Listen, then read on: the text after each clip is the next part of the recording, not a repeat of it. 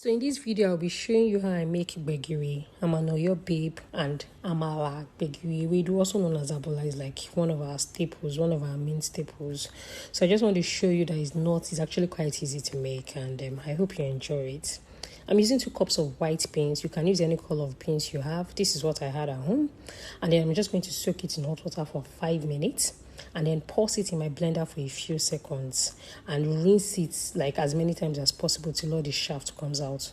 This is such an easy way to peel beans. It took less than 10 minutes and I got all the shaft out. Normally I would soak my beans overnight because it gives me gas. But I forgot to do that, but this is also a good method.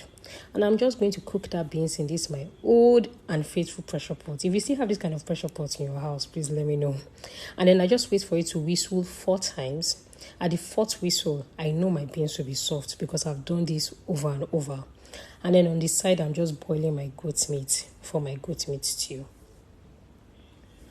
So at the 4th whistle, this is what my beans looks like. It has cooked it to a paste. Like, do I even need a blender?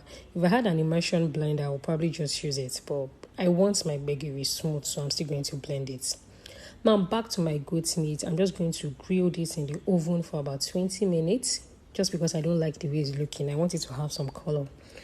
And then I'm blending my beans now with some water. Put some water at the base of your blender to make life easy, for the blender. Especially if you're using this type of blenders. Let me not talk. Anyways, I left some beans in the blender. I'm going to add my seasoning cube, crayfish. I should have added pepper, I forgot.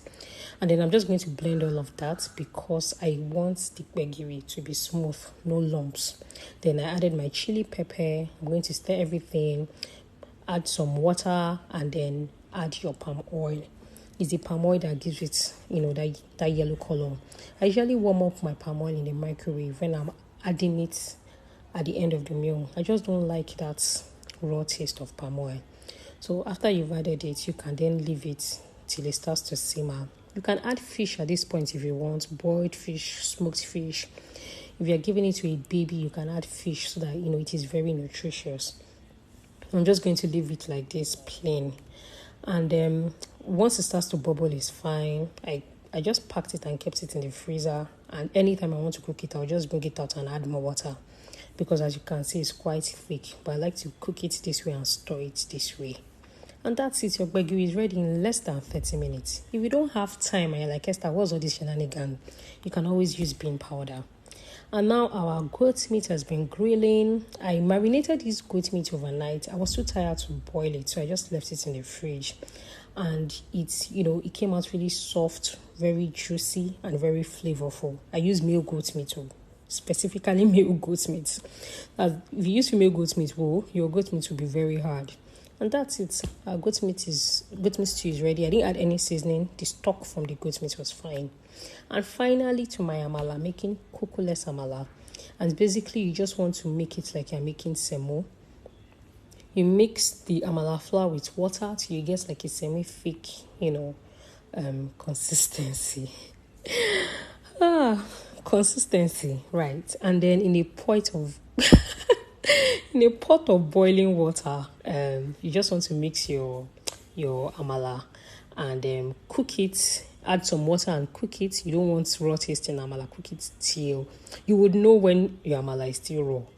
And then you can just mix everything together. No lumps.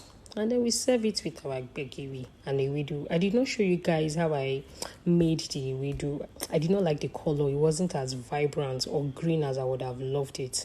And I know it's probably because I got a bad batch of ewedu. But I seasoned it and it was nice. It tasted nice. And that's it.